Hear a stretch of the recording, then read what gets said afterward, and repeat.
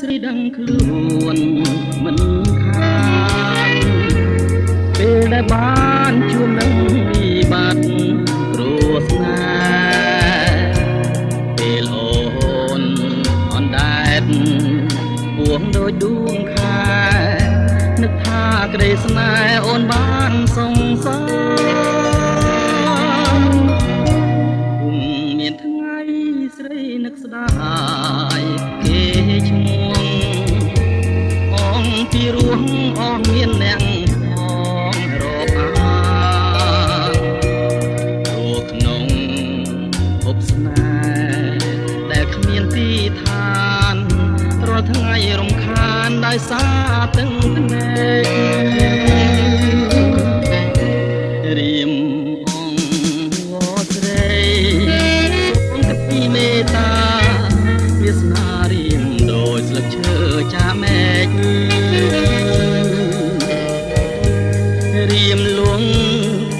នៃស្នេហ៍ស្រីលងទឹកណែកតាខំយំស្រែកស្រែករកអ្នកណាដួងសូរិយារាំងបំភ្លឺហុំថ្មីក៏ចិត្តស្រី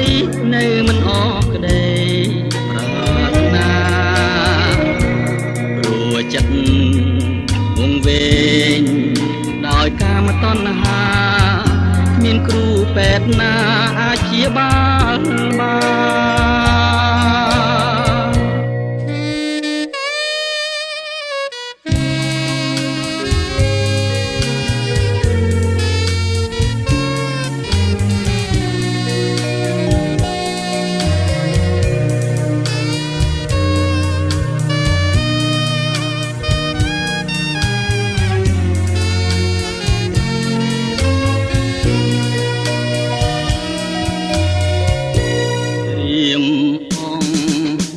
ស្រី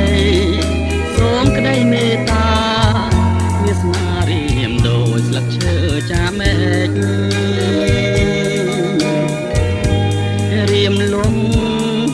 ក្តីស្នេហ៍ស្រីលងទឹកភ្នែកតាខំយំស្រែកស្រែករកអ្នកណាទួងសូរិយារាំងបំភ្លឺចិត្តស្រីនៅមិនអស់ក្តីប្រាថ្នាព្រោះចិត្តវងវែង